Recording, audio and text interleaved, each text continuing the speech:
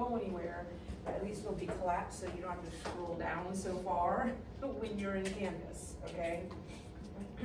Sorry, allergies going here. But unit 2 material is going to be on modules 5, 6, and 7. Here we're going to be looking at microbial metabolism in general, and that's going to focus more on the catabolism side, just the general aspects of metabolism and the catabolism side. And then we'll go in, which is module 5, and then we'll go into module 6, which will be looking at nutritional requirements. So, where they're getting their sources of nutrients and how they're obtaining them, their growth, various ways. We'll be kind of looking at some of the biochemical tests that one would do in the laboratory setting, that you will be doing in the laboratory setting later on this term. Oxygen requirements, right? Motility, fermentation of different sugars, etc. And then module 7 is looking at DNA replication, transcription, translation, and so the genetic side of it, and the control of those procedures, which is how I'm looking at the animal. We have anabolism and catabolism, right? Catabolism is the breakdown, anabolism is the build up. That's how I look at the anabolism side. The chapter may include some stuff on photosynthesis. We're not covering that for this class. Okay, so if it does, you can disregard that. All right. Just a heads up, in case you guys aren't aware, our next big exam event, shall we say, is coming up in about 2.5 weeks, and that is the lab practical. All right. Okay, so be aware that it is approaching fast. It is the 3rd Monday from now, right? So that's coming up. All right.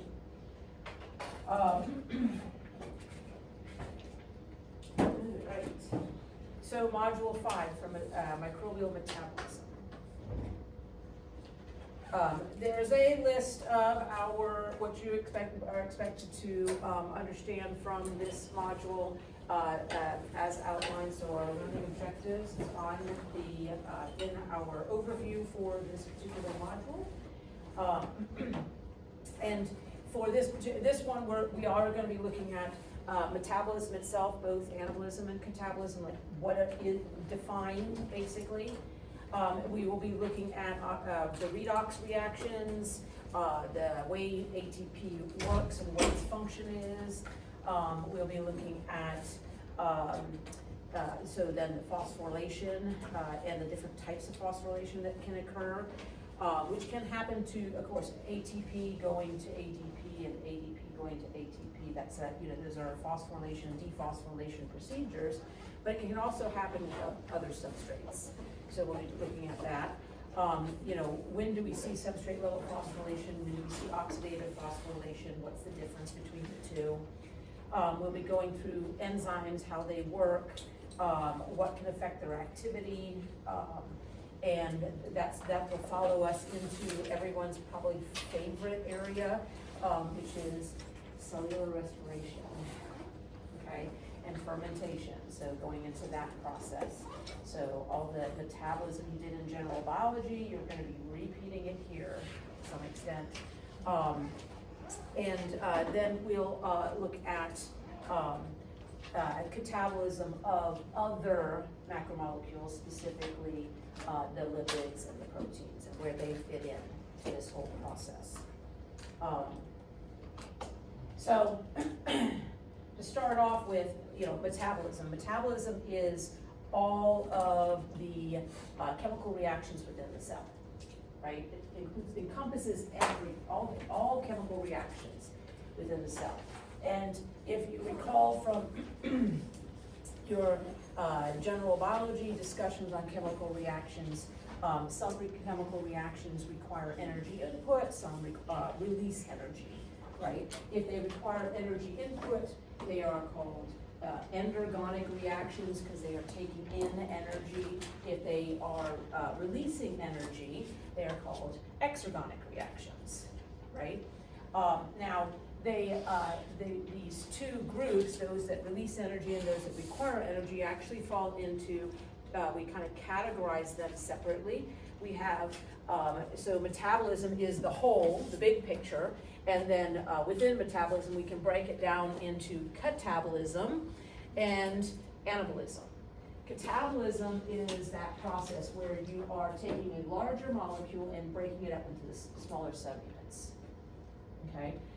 And when you do so, that creates more disorder, right?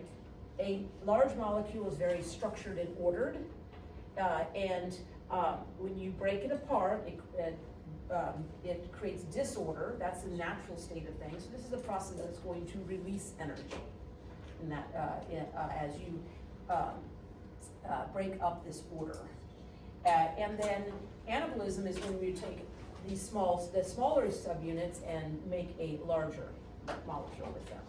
Okay, so you're organizing, you're creating order, and therefore it's going to require energy input. Okay, so that's the endergonic. Now, if you remember from your general biology 2, not second general biology, from general biology, also maybe you remember your spontaneous and non-spontaneous reactions. Does that ring a bell? Right, so you have two types of chemical reactions. We have our non-spontaneous and our spontaneous. And it all is in reference to the energy, right? So we have change in free energy, delta G. Of course, when I draw this out, maybe it'll make more sense to you, or you'll probably recognize it a little bit better. We have our reaction. So in a chemical reaction, we have our reactants. This is usually in the second unit. In this particular chapter, or this particular textbook, they don't really talk about it as much. I don't think, I didn't see it.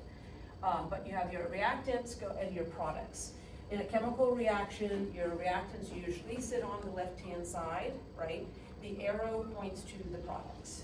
Okay, so in the end, though, the standard notation is reactants on the left, products on the right. Did I say that wrong before? Okay. Sorry, I'm like, I thought I said, for a moment I said, did I say right or left before? I can't even remember.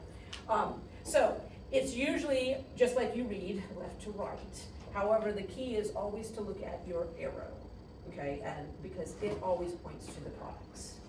Now, sometimes you may run into reactions that will indicate an arrow going both ways. That just means that it's a reversible. So for the arrow that's going the other direction, this would be the reactants, right? And that would be the products. Okay, it just means that it's reversible. And most chemical reactions are. Now, I know I sidestepped there because I wanted to use two terms, that's the reactants and the products, and I want to make sure everyone's on the same page with me. So, if the reactants, okay, have higher energy than, so this is my R, my reactants have higher energy than my products, right? As a chemical reaction goes, you see a downward trend, right? Versus if the reactants are lower than the products, then we see an upward trend for our change of free energy. Which of these is our spontaneous reaction? The first one. Think of yourself. Okay. Number one, to stand upright takes effort. It's very easy for us to trip and fall down. Going downhill is easy. Okay, it requires no energy for you to fall down. So that is the spontaneous. In general biology, they probably talked about the kid on the slide, right? When you're at the top of the slide, kids at the top of the slide, it's spontaneous. At some point, they're going to go down the slide. Okay, so this is a spontaneous reaction.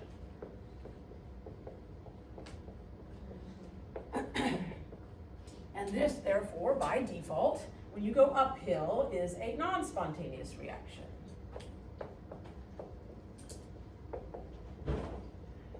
This type of reaction requires energy input, right? And energy is usually indicated by a lightning bolt symbol, okay? So you need energy input for a non-spontaneous reaction, and therefore it is endergonic, right? That is the type of reaction that's endergonic. And a spontaneous reaction is our exogonic, and this is the exergonic, excuse me, and this is the one that we'll see our arrow going out, okay?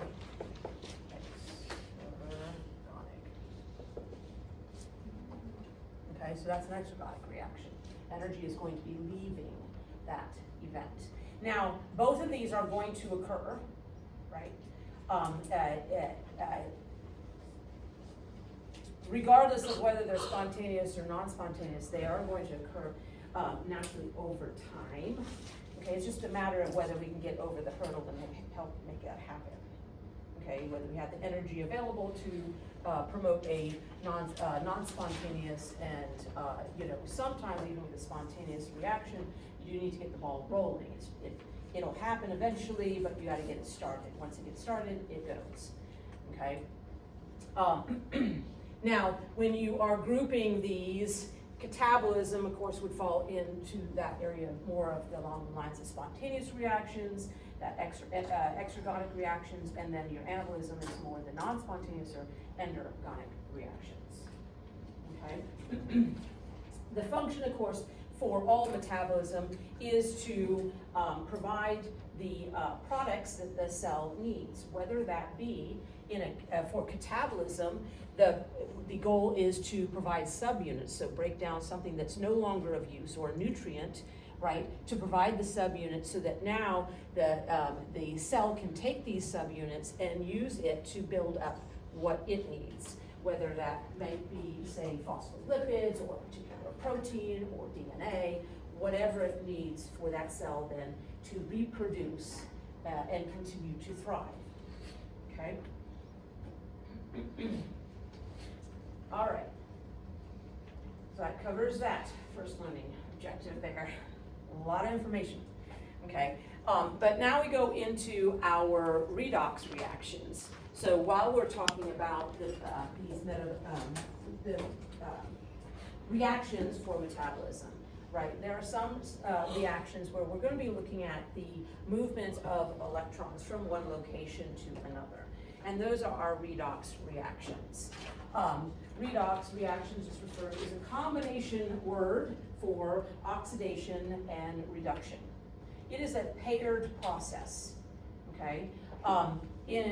One of those two reactions is going to be releasing electrons, the other of the two reactions is going to gain electrons. So it's always paired and thus always referred to as kind of that combo of redox reactions. Now, which one loses electrons and which reaction loses electrons and which one gains is, in that reaction, is going to be defined actually the way I remember the phrase, and you might have learned something different in general biology, but the phrase I remember is Leo goes grr. Okay, Leo of course being the lion. It's a pretty standard name for a lion. So Leo goes grr, we expect lions to roar, right? And that would be loss electrons is oxidation, gain electrons is reduction, okay? So in these chemical reactions, these redox reactions, one of your products is going to be oxidized because it will have lost electrons, and the other product is going to be reduced because it will have gained electrons, okay?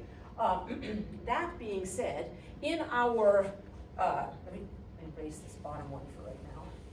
In our chemical reaction where we have reactants go to products, that means Oxidation reduction, okay, what was oxidized and what was reduced is what we refer to when we talk about the products. Okay, so that leaves us to question, what do we call the reactants? And the reactants are referred to as the reducing agent and the oxidizing agent. Okay, just like a sports agent is not the one that plays the sport, and a moving agent is not the one who, modeling agent is not the one who actually does that particular activity. When we say reducing agent, that is the one that is not going to be reduced. It's helping the other be reduced. Okay? So when we have a reaction, such as we have listed here, where we have, say, copper and magnesium, the copper is going to be reduced, right? Because it actually gains 2 electrons, while magnesium is going to lose 2 electrons. So it is being oxidized. So this is the reduced. This is the oxidized. When we look at this other side, okay, the reducing agent would be what? Correct. Magnesium is the reducing agent, right? Again, agent tells you already that they're not the one being reduced. They're the ones that will be oxidized. And since magnesium is being, since copper here is the one that's reduced, right? It's the oxidizing agent. And I know I'm shorthanding it here, just for ease of speed, okay? So when you are looking at these chemical reactions, they each have their specific names, right? Based upon what's happening to them. Okay, so in this case, what they show is, and this is coming out directly from you guys' the textbook you guys are referencing here, and they're showing the oxidizing agent, in this case B. The oxidizing agent is what's reduced, right? It's promoting the other to be oxidized. It's not being oxidized. It's actually going to be reduced and will gain electrons. The reducing agent in this figure happens to be A, and A has electrons that's going to be losing. So the reducing agent is the one that's oxidized. Okay? And again, the only way I can really push on is on this statement is the importance of that term, agent, right? Anywhere else in your life that you can think of where somebody is an agent, they're not the ones who are actually doing, right? They're promoting somebody else to do that particular activity. Now, in the cellular respiration and in fermentation, where are we going to see this? Well, we're going to be bringing up electron carriers, right? And electron carriers are going to play a role in this process of fermentation, cellular respiration, and the electron carriers are going to be the ones, depending upon the situation, they're either going to be gaining the electrons or releasing the electrons. But they are particular molecules whose sole purpose really is to take electrons and transport them to another location and deposit them, okay? So that they can go and get more electrons, take them to whatever location, and deposit them. The 2 ones that we will be talking about is nicotinamide adenine dinucleotide, which is NAD+, right? NAD+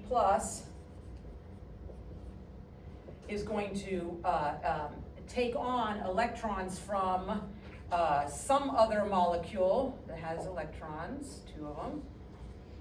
Okay, I'll put 2, actually maybe just put 2 electrons there. In the chemical reaction, then it's going to become NADH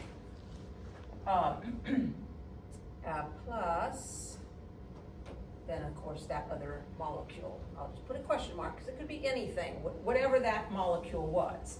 Now, the NAD plus accepts those electrons to become NADH. In the process of accepting the electrons, it also accepts the hydrogen ion. Okay? So that is one of the two. The other two is flavin adenine dinucleotide, or FAD. And in that case, FAD, when it takes on the electrons, it too will also take hydrogen ions, but it will become FADH2. Okay, so this right here, it has gained the electrons, so this is the reduced state.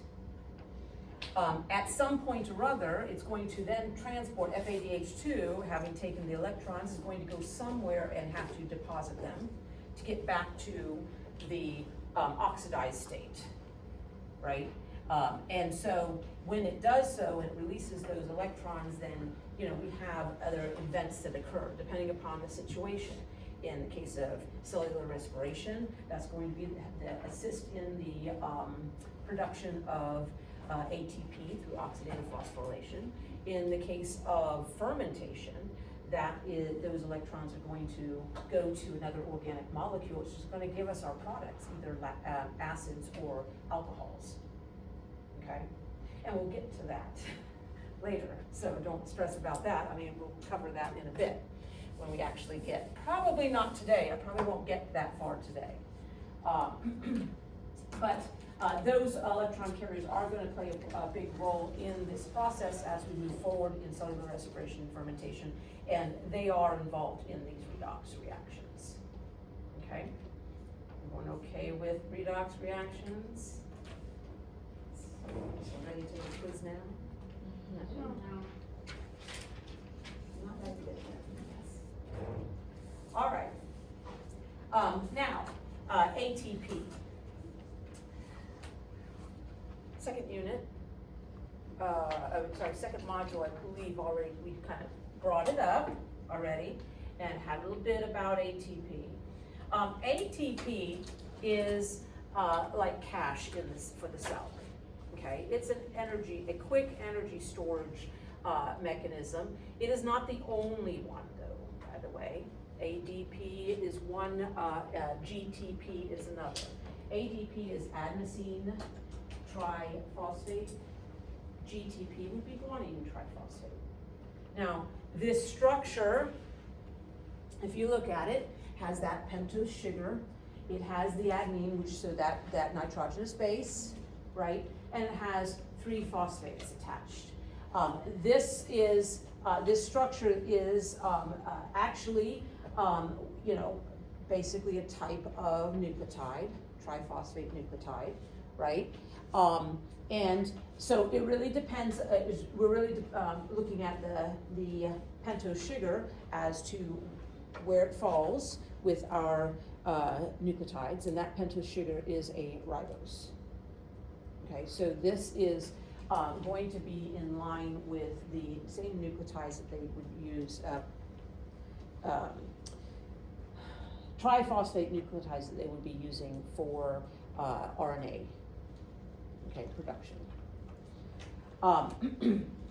Now, for this molecule, I saw one textbook that did a nice job, I thought, of making a little symbol, a squiggle line, right, on these 2 locations, because phosphate has a negative, these are negatively charged, right, so they have a negative charge. As a result, they are actually that charge. There's a repel. They want to repel each other from each other just because of the negative charge, and that's actually where all the potential energy is. Okay, the fact that these are covalently bonded to each other, but the negative charge means there's a lot of stress placed on these covalent bonds. Okay, and they don't want to be next to each other just due to that charge. That functional group has, and it is with the one that had the phosphate with the highest potential energy, of course, is the one that's furthest away. that third one. So when that third phosphate is released from ATP, it becomes ADP, right? And so ADP has the two phosphates. This is still a stressed bond here. There's still potential energy here, but some of the potential energy has been released. Now, that releasing of that potential energy is one in where we are going to, transfer that energy, like the cell transfers that energy to another molecule when that phosphate is transferred over, okay? So when that phosphate is transferred over, so does the energy go to that particular molecule, and it then allows for those the catabolism, the anabolism that we want for the building of larger molecules. Okay. Now during catabolism, well, that process where we lose a phosphate, that of course is called dephosphorylation. Okay, and it provides that energy that we need for anabolism. Now during catabolism is where we're going to be able to take energy that we trap as we break down these larger molecules. We're going to take that energy, trap it in by attaching a phosphate to ADP to give us ATP, and that's referred to as phosphorylation. Okay, there's two main types of phosphorylation. Okay, there's actually a third if you go into photosynthesis, but we're going to ignore that right now. The two main ones that we'll talk about will be substrate level phosphorylation and oxidative phosphorylation. Okay, substrate level phosphorylation is where the phosphate is already attached to an organic molecule and it gets transferred from one organic molecule to another.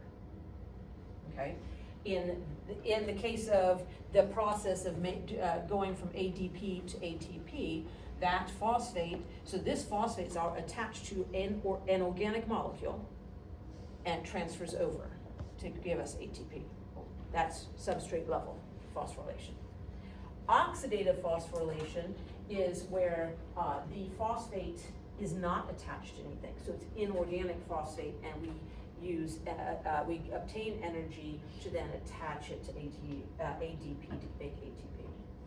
I'm ahead of the game here because that's my next slide. Let me give me 1 second to make sure I covered everything here. So since I've jumped ahead for my slides a little bit, so this here is showing substrate level phosphorylation, where in this case we have the phosphoenol pyruvate has the phosphate attached to it. That's the substrate that has the phosphate attached. It's an organic molecule with phosphate attached. Okay, it could be any one, so there's no point in remembering the name here of this particular substrate. That's not the point. The point is, this is an organic molecule, phosphate is attached. Okay, and we're going to have a chemical reaction occur where that phosphate is going to get transferred to ADP, and now it becomes ATP. Okay, that's substrate level phosphorylation, and that is going to happen during cellular respiration and fermentation, right? And we're going to be when we get to the description of that process, it'll be important that you know when it occurs and at what stage. Okay, now oxidative phosphorylation is where you have inorganic phosphate, so it's not attached to anything, okay? And it is now going to be attached to ADP to make ATP. Now this is going to be a very specialized process that is going to be seen during made possible with the help of the electron transport chain. So it's kind of an electron transport chain slash AT, this molecule is demonstrating ATP synthase, and as part of that process recognized as chemoosmosis, where the electron transport chain will set up an environment where you have a higher concentration of hydrogen ions on one side of a membrane, lower on the other, and ATP synthase. The enzyme will be the way for these hydrogen ions to pass across, right? And it uses that energy then because there will be an attractant. They're going to want, it's like a battery. It's going to want to pass to the other side, and when it does, that energy is going to be trapped by attaching that inorganic phosphate to ATP. okay? So that's the difference between substrate level phosphorylation and oxidative phosphorylation. Now, oxidative phosphorylation is more specific to the production of ATP, right? Because it is that we are going to be linking that inorganic phosphate to an ADP to produce. Substrate level phosphorylation is not limited just to ADP and going to ATP. That this term can also be referred to when ATP, that phosphorylation process is also where ATP, an organic molecule, transfers it to another organic molecule, right? That is also a phosphorylation process. All right.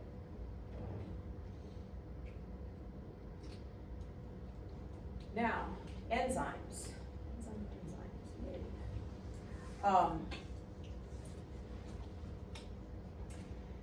Enzymes are a group or a specialized group of protein that have what we call catalytic capabilities. They serve as catalysts. Okay, they are going to promote and increase the likelihood that a chemical reaction is going to occur. Okay, that is their function. In that process of helping a chemical reaction to occur, they are not used up or altered, right? So they, when they start off, they're in one form. When they end, they'll be back in the same form. Okay? So as this picture is demonstrating, the enzyme, okay, is one which has a very specific 3D structure. So remember, our proteins have that primary, secondary, tertiary, quaternary structure, right? That all plays into that 3D structure of the enzyme. And it's very important that the enzyme is folded properly in every level to give you to give you an active enzyme, okay? And the active enzyme is going to have an area of the enzyme referred to as the active site that is going to interact with the substrate. They often call it a lock and key fit. Only the substrates for that enzyme are going to fit properly in that active site. Anything else, it may be able to come in, but it's not going to fit, so it's going to leave the site. Okay, you're not going to see the interaction. When in this example here, we're looking at two substrates are going to interact with this active site, because this process appears to be one in which we're going to create a bond. Okay, so this example is showing where we're going to create, the enzyme is going to promote the building of this larger molecule. Okay, so the active site is going to be able to interact with, then have a location for each of the two parts, the two subunits. They're going to interact with that active site. When they do, they have something referred something that referred to as an induced fit is going to happen. The induced fit is where the substrate, when it makes contact, the enzyme is going to change ever so slightly to hold on to it. Okay? Again, should have gone through this with general biology for you, so I'm going to go by what I'm pretty sure the general biology's example would be, and that would be, you got a kid playing, t-ball, and he's wearing his glove, and the ball comes, hits his glove, and he just stands there. What's going to happen? Just through the motion of the ball, it's going to hit his glove, and it's going to bounce right back out, because it's still got motion going. And that's not going to do any good. But when the ball hits the glove, if he alters his hand just a little bit, now the glove wraps around the ball and the ball does not release. Okay, it doesn't exit the glove. That's the type of thing that's happening with these enzymes. So a slight 3D configuration change to give that, to hold those substrates, in this case substrates for this example, in place. And not only that, but that induced fit, that slight change, is going to have those two substrates come together, and especially in the area where the bond is to form. So basically it promotes that bond formation by kind of pushing that particular area together, right? So the reaction's more likely to occur. Let's see here. I can't remember my next slide. Then the next slide is slightly different. What you just saw was an anabolic type of an enzyme working in an anabolic process. In this case, we're looking at a enzyme that's going to work more in a catabolic process. So it's the same thing, but in this case, we only have one substrate, so we're going to be going the opposite direction with the chemical reaction. So the substrate is still going to interact with the active site. The active site is going to do an induced fit, but with the induced fit, in this case, that change is going to put stress on the bond that needs to be broken, making it easier to break, less energy required to break and get past that, what we call the activation energy, which I'm going to get to a little bit here, but it'll promote then the breaking of the bond, and so that our two products are released. Okay, so this is demonstrating a catabolic reaction. The previous slide was demonstrating an anabolic reaction. All right.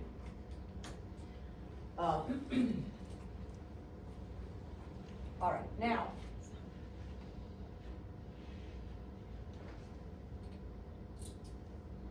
enzymes themselves.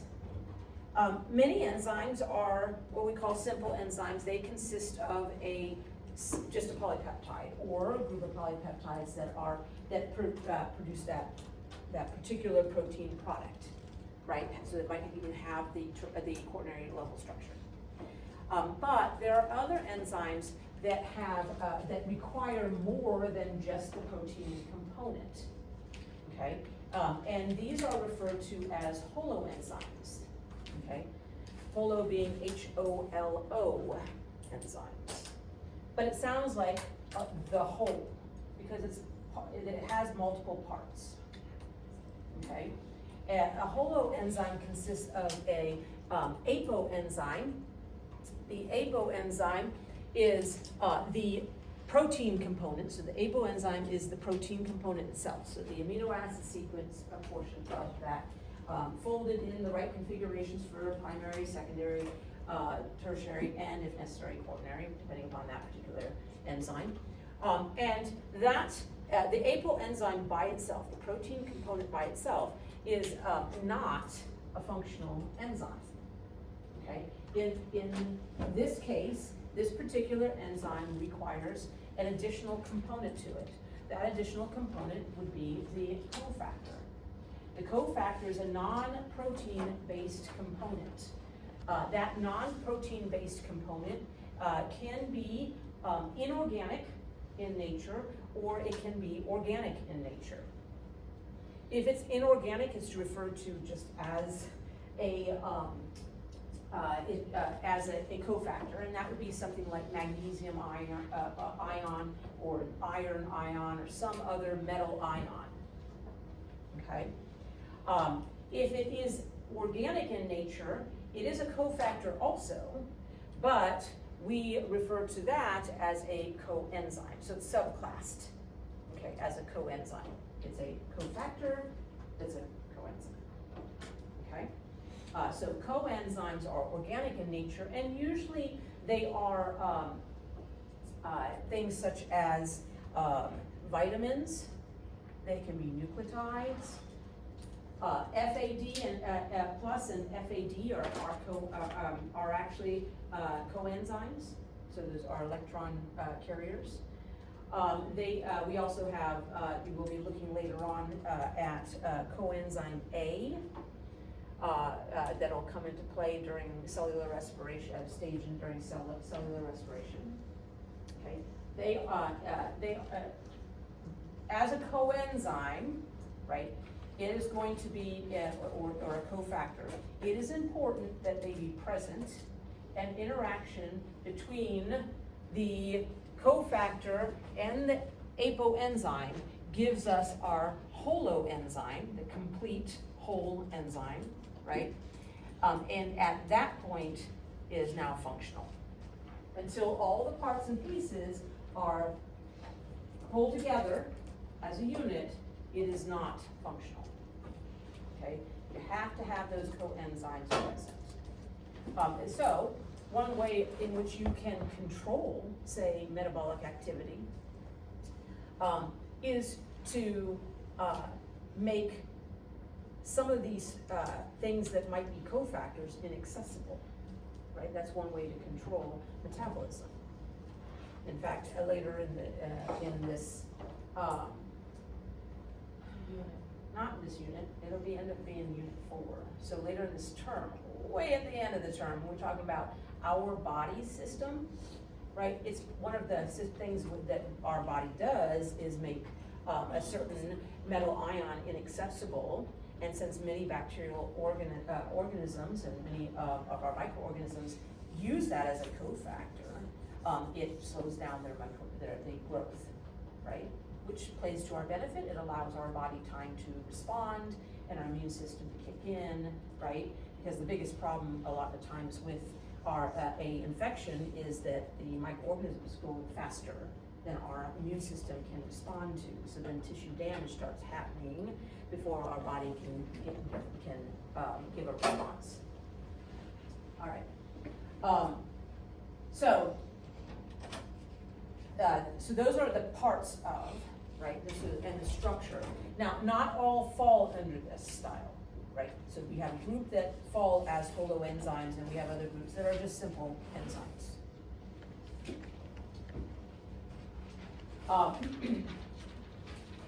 Now, how an enzyme actually works.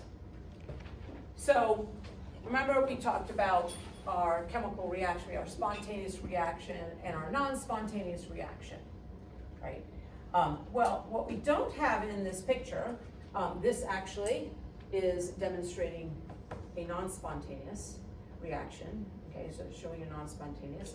But what we don't show in this picture is the energy of activation, or activation energy, depending upon how you want to phrase it, okay? And that is that little boost of energy to get a chemical reaction going. Regardless of whether you are talking about of course, non-spontaneous, we know we're going to need energy input, right? But even for a spontaneous reaction, there's that little bit of input necessary to get the chemical reaction going. So, for example, an example of a spontaneous reaction that might require energy. If you have a rock, right, sitting on top of right at the edge of a cliff, that is a spontaneous reaction. It will go down that cliff. The question is when, right? Over years and years and years of weather and the winds, and maybe if there's water there nearby, water, it'll slowly erode the cliff edge until it reaches the point where that rock now is able to go down, right? So it is a spontaneous reaction. The rock will go down the cliff. No energy required. Again, but when will it happen, right? And if you've got ages for a chemical reaction to occur, then more power to you. But in a cell's going to need these chemical reactions happening pretty quickly in order to get the products that they need, in order to build up something else that they need, right? As a result, they need to give that rock at the cliff. If you're at the top of the cliff, if you give the rock a little push, right? Get it active. That's an activation energy. Get it going. Then it's going to proceed down. The activation energy is one in which, so right about here, right, there's going to be an activation energy. And the goal of the enzyme is to lower that. Okay? Getting past that activation energy without the enzyme, sure, it can happen. But you require maybe something such as heat or and some other sort of energy source And the cell is not able to just arbitrarily change, right, its environment. Like, let's just, create a little fire here to get this chemical reaction going, another fire over here. That's not how it works. So what that enzyme does, remember I told you it puts stresses on bonds, right? So what it does is it lowers that activation energy to a point that environmental conditions that already exist are going to provide enough energy to continue forward. So it doesn't matter, again, whether you're talking about a spontaneous reaction or, as they're showing, a non-spontaneous reaction, you're still going to have that. So here, you guys are following that this is a non-spontaneous because the reactants are lower, products are higher, right? Okay. So this is like on the far right, it too is going to have a need for activation, that activation energy. An enzyme does not change. What it doesn't change is the change in free energy.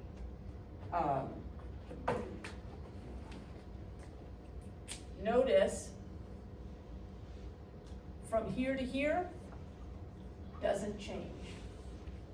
That's the change in free energy for the reaction. The enzyme does not affect that. It only affects the activation energy that's above that. Okay? All right. Now, as far as enzymes go, we have different types of enzymes that are out there. So there are naming and classifying of enzymes. Enzymes generally end, not all the time, but generally end in ASE. So if you see a word that ends in ASE, right, then you know it is an enzyme. Okay, this is different than OSE, which would be a what? Carbohydrate. Okay?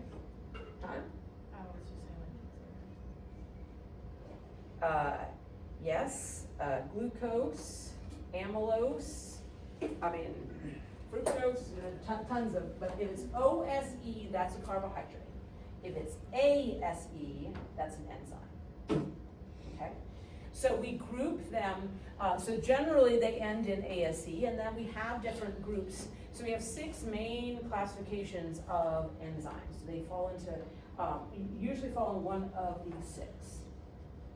The hydrolase is an enzyme involved in catabolic reactions using water, right, in the hydrolysis process, okay, in that breakdown process. Isomerase is an enzyme that is, it can be catabolic or anabolic, it doesn't matter. Isomerase is that an enzyme involved in isomers, converting an isomer from one form to another. Okay, remember isomers have the same molecular formula, right? But structurally they're different. We will see that pop up in when we go through glycolysis. There's one stage where we're going to see that come into play. Where an isomerase is going to take a 3-carbon sugar and convert it, change its structure so that it's a different molecule, because that other molecule in that form is what continues through.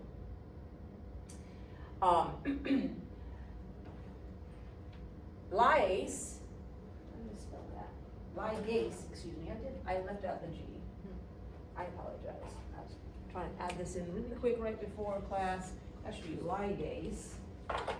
Ligase, I'm going to say, ligase is to ligate something, okay, or attach.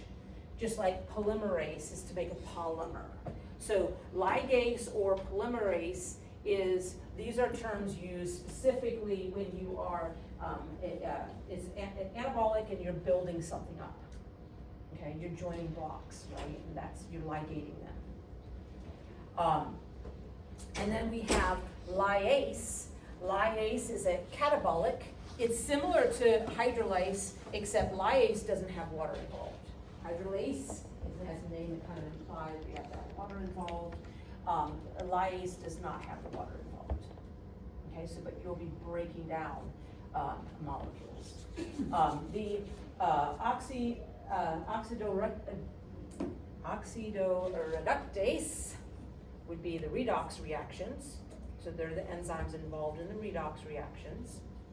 And transferase is where we're looking at an enzyme that is moving, say, functional groups around.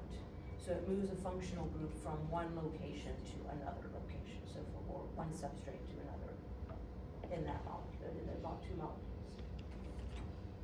Okay, so that's how we go about this. So enzymes usually fall in any of one of these 6 categories. Okay, now what can affect enzymes? Environmental conditions can affect enzymes. Enzymes as a protein, they have that 3D structure that can be denatured, right? Denaturation is where we see breaking of ionic bonds and hydrogen bonds that are often going to occur when you have things such as increased temperature, okay? Or pH that is far from where the enzyme is stable at, okay? So when we're looking at environmental factors that affect, okay, we've got temperature. So this is an example of temperature. We have temperature increasing in this direction, and of course this is activity going from 0 on up, okay? When we do look at a particular enzyme, it will usually have what we refer to as the optimum temperature.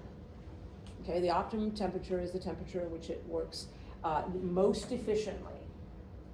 Okay, and from there, then we go to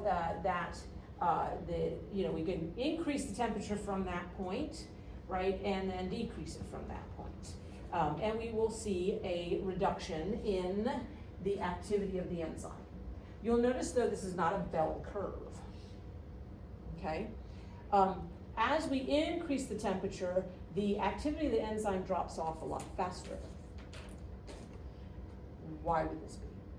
What's happening as we increase the temperature? Does it kill the enzyme? Oh. There we go. Nature's enzyme. Okay? It denatures the enzyme. So it's going, and once that 3D structure is lost, we see a quick reduction in activity, right? Because that 3D structure is so important. Okay, now as we go towards cooler temperatures, right, we see a slower decline.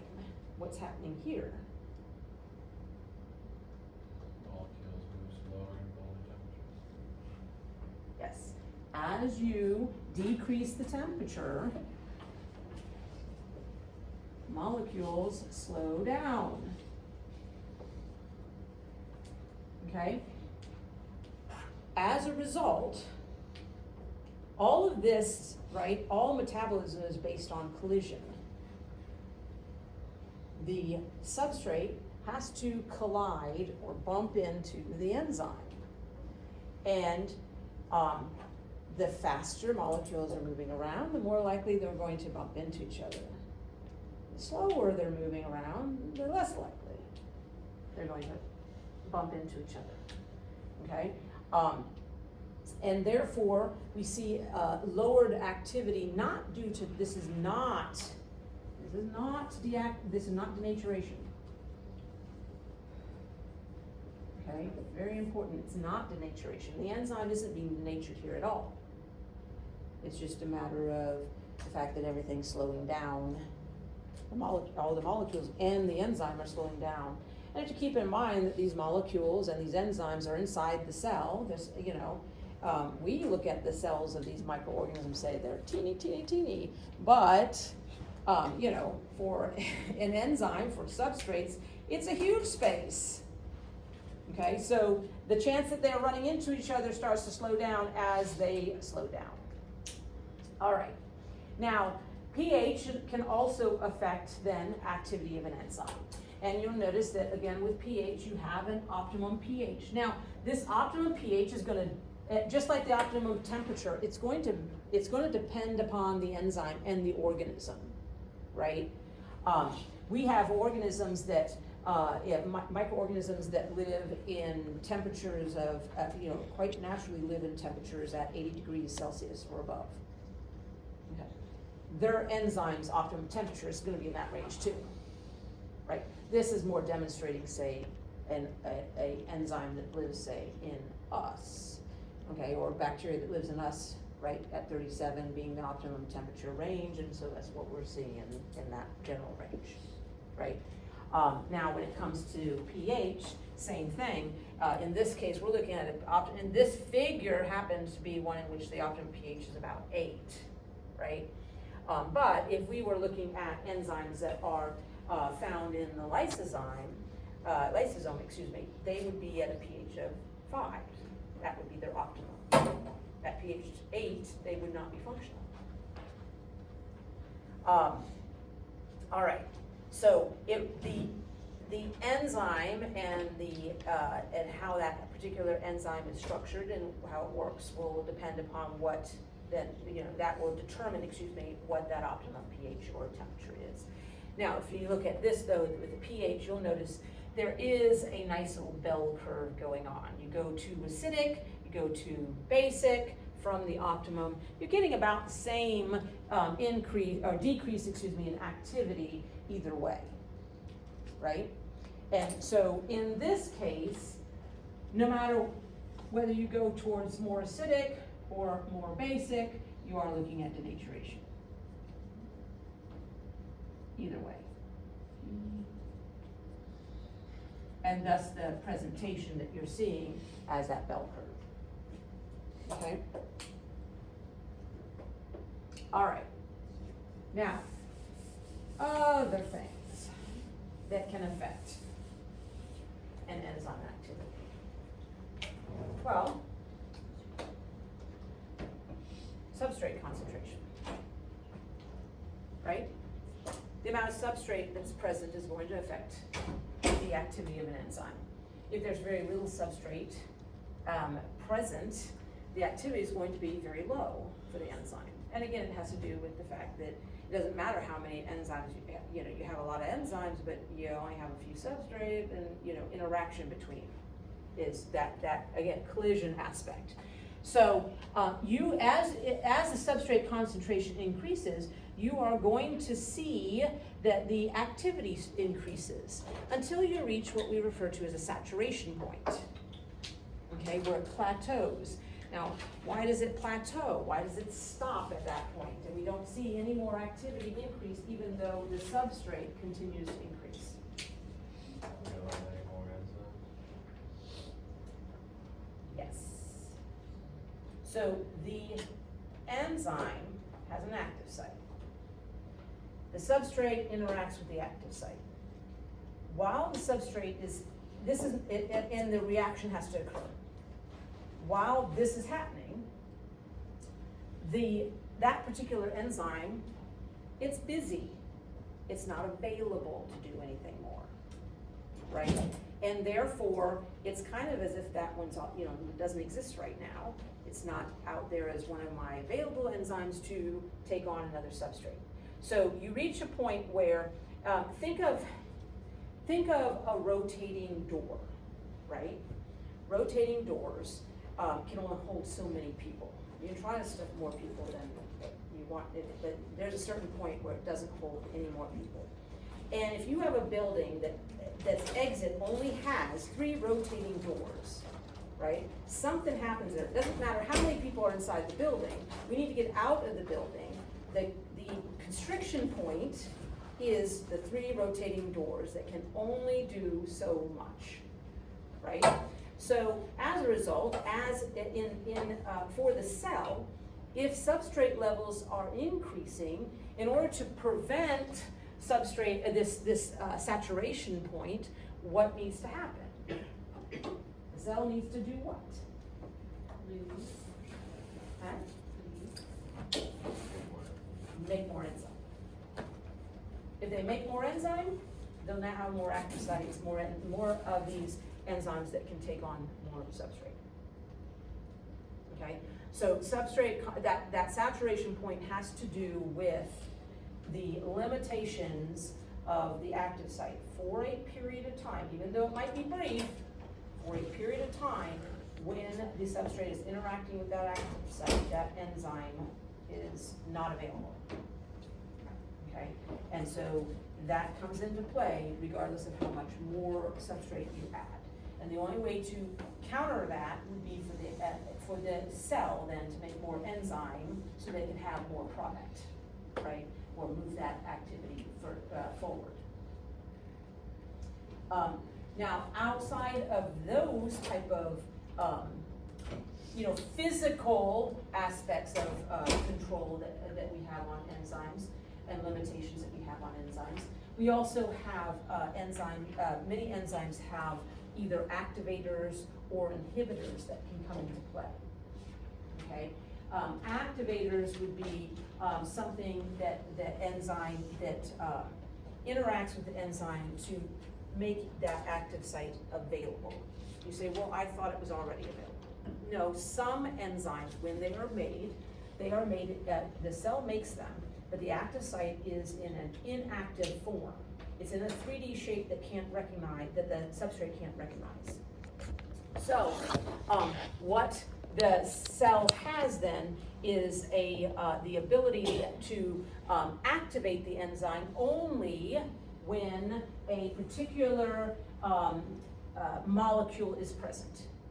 So the enzyme's there, but it's not available to do anything because it's inactive. When this other molecule is present, that can turn on the enzyme. And what it does is the activator binds to an area referred to as the allosteric site.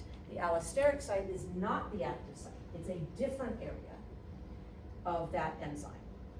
Okay? So in this enzyme here, we have an active site. The active site's right here, but it can't be recognized by the substrate. It's not in the right 3D configuration. Allosteric site is a different location, and the activator binds. When the activator binds, that causes, again, induced fit. The 3D configuration change occurs. Now the active site is open, available, and is recognized by the substrate. So as long as that activator is bound to that enzyme, then the enzyme is active, okay? If the activator is not bound, the enzyme is turned off, okay? And the active site is not available, it's inactive. There are other enzymes that are normally their active site is in a configuration that is available to bind and recognized. And these guys, some of these enzymes will have an inhibitor that binds to the allosteric site. So when it's bound to the allosteric site, all of a sudden that active site, because of the induced fit with the inhibitor, changes the active site in such a manner that now the substrate cannot recognize. So an inhibitor turns off, right? Turns off that enzyme, an activator turns the enzyme on. And these are ways in which the cell can control the activity of the enzymes and can exert control on their metabolic processes. One such means of inhibition would be where we are talking about feedback inhibition. Feedback inhibition takes advantage of takes advantage of this inhibitor aspect, except it has a unique characteristic of the fact that the inhibitor is literally the end product of that pathway. Okay, so some of your, when you're looking at where we see this a lot of times is with your amino acids, because there's many, we have one or two main starters, like this particular amino acid then is altered to create a different amino acid. right? We need this one and we need the other one. We need both of them. And we're using both of them during translation, okay? So in the feedback inhibition is one of those metabolic processes where we need both the substrate as well as the end product for different processes in the cell. So we need to have control, a balancing mechanism to ensure that this pathway just doesn't take over and all substrate becomes end product. That's great, we need that end product, but now we have no substrate, right? And we needed that too. So with feedback inhibition, the pathway is one in which the substrate can interact with the enzyme, right? Enzyme, and you're gonna see with our metabolic pathways, I'm sure you noticed in general biology too, we don't go from substrate to endpoint in one step. That's not how the metabolism works. Generally because it would release too much energy or it would require too much energy to happen. So we do things in little steps, little baby steps, eventually getting to what we want, right? So in this particular reaction, they've got several steps. They have basically, it's on the final, 1, 2 steps before you get to the end product, okay? Well, I guess that'd be 3 steps if you go into that. So you'll need 3 different enzymes, one for each of the different steps. So step 1 is going to go substrate using enzyme 1 to get to intermediate A. We don't want this. We need the end product. So intermediate A interacts with enzyme 2, it gets altered, and we get intermediate B. Again, great, but we're not interested in B, we still need that end product, so enzyme 3 interacts with that to get us end product. Now, as this reaction occurs, we're going to build up with end product. In this particular case, since this has feedback inhibition, the end product can actually bind to the allosteric site of enzyme 1, and it's usually the first in that pathway, because if you're going to stop a process, you stop as early as possible, right? And so once it does so, that makes that active site not available, and this pathway is shut down. So we're not going to get any more end product produced for a period of time. The concentration of end product is going to start dropping. As that concentration starts dropping, this interaction, it's a reversible interaction, and it'll pop off. Okay, now all of a sudden enzyme 1 is available, and we see this happening, substrate to end product. So it's a balancing act. It's like those balancing beams for scales, right? If we were trying to keep it about equal each. So as one gets too many, then we shut down the pathway if we get too much end product. As we lose too much end product, right, and we have more substrate, we shut down or we stop the inhibition of that enzyme 1 so that we can get more end product. All right? So that is going to cycle around. All right. The last thing that we're going to cover for this is, before I stop for the day, is a comment in regards to inhibition. This inhibition that you see here is referred to as non-competitive inhibition. Okay? The inhibitor is binding to the allosteric site, somewhere away from the active site. So this is a non-competitive process. There's a competition that's going to occur. Substrate can bind the active site, inhibitor can bind the allosteric site. So usually whichever one's in higher in concentration will get there first. Again, based upon collision. Not all the time, but that's generally the thought. If you have, more inhibitors available than substrate, then the likelihood that the inhibitor is going to bind the allosteric site and shut it down is higher. Okay? So they are not competing for the same location to bind. So that's non-competitive. Competitive inhibition is where the inhibitor binds to the same location. So This is what we saw in the last slide, non-competitive inhibition. The inhibitor is binding to the allosteric site, which shuts down the active site so the substrate can't bind. Competitive inhibition is where the competitive inhibitor binds to the active site. Usually with a competitive inhibitor, it has a portion of that molecule is identical in structure to the substrate. Okay, and thus it's able to recognize the active site, just like the substrate is. Okay, so the portion that recognizes the active site is identical. So me personally, don't like the figure here, okay? My figure, if I were to have made this, the competitive inhibitor would look maybe something like this.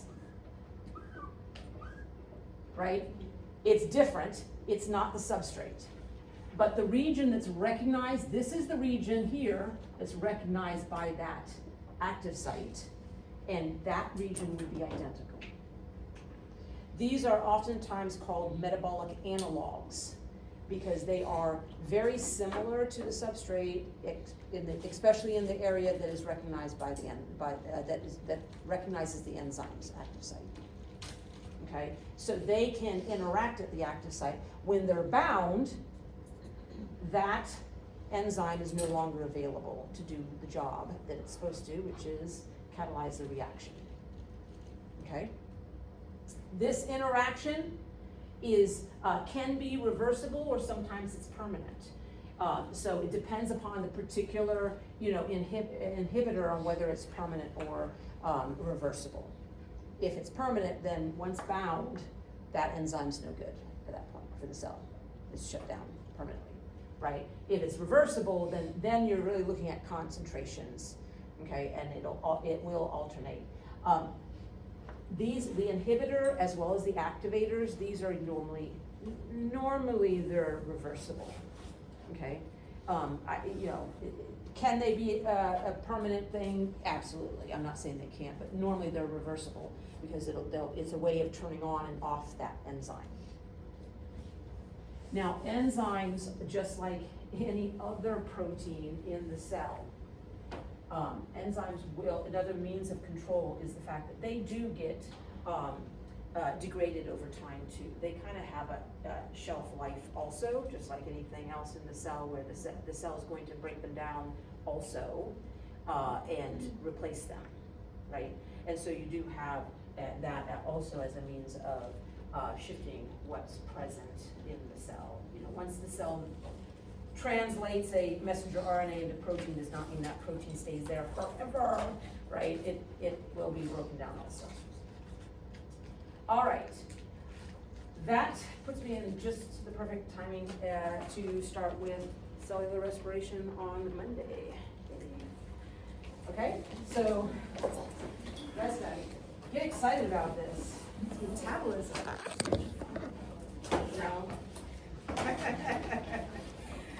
Wake up. We'll go ahead and start at 7:35. That's a little bit over, that's a 15. Okay, so